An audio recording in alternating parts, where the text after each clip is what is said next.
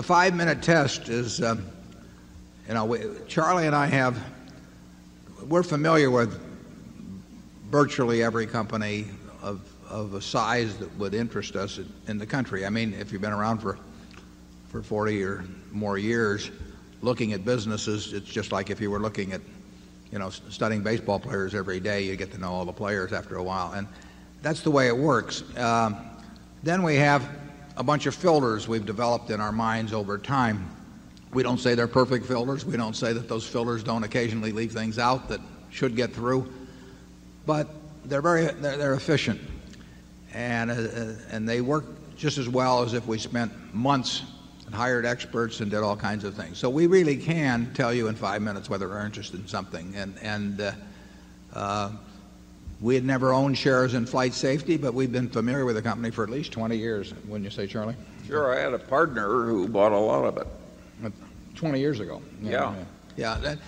But that's true of almost any business. And we've got a fix on what we don't understand, and then we don't care to know any more about them, particularly, although we'll pick up a little as we go along maybe. And then the ones that we're capable of understanding, we've probably gotten about as far as we'll get already. So we do know in 5 minutes. Now, when we do something with Flight Safety, before the purchase and even for somewhat a little after the purchase, I'd never set foot on a piece. They have 40 or so training centers around the world. I never set foot on one of them. I've never been to their headquarters. We never looked at a lease. We never look at title of the properties. I mean, we don't do all of those things. And I will say this, to date, that's never cost us a penny. What costs us money is when we misassess the fundamental economic characteristics of the business. But that is something we would not learn by what people generally consider due diligence. We could have lawyers look over all kinds of things, but that isn't what makes a deal a good deal or a bad deal. And we don't kid ourselves by having lots of studies made and lots of reports made. And they're going to support whatever they think the guy that pays them, wants anyway. So it doesn't mean they don't mean anything. They're nonsense.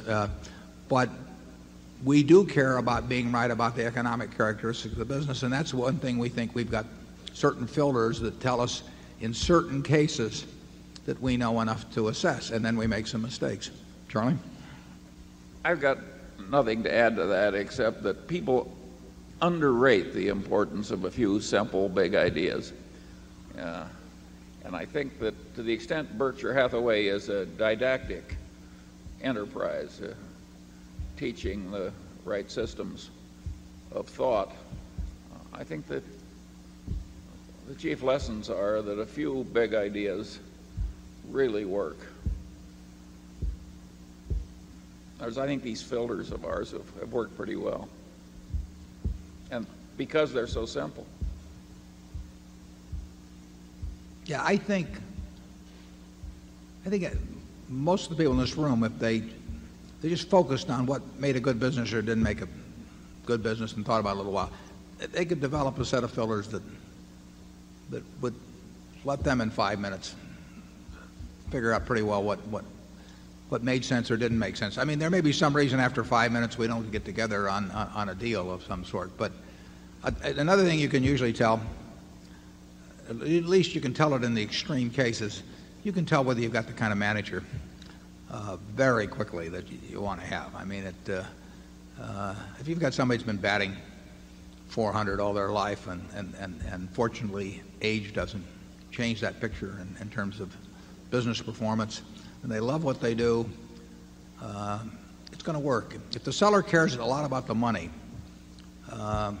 you're probably not going to make a very good deal. I mean, if their real interest is is what they're going to do with the money,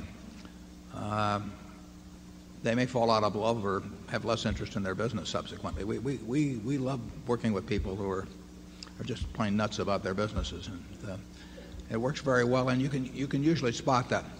Now, having said that, we'll have a few people figuring out how to fake that attitude, when they try and sell us some piece of junk here. But Charlie says we can get conned by some guy with a green eye shade, and a low rent office and all that, but we won't get taken in by the guy with the suede shoes. Zone 11.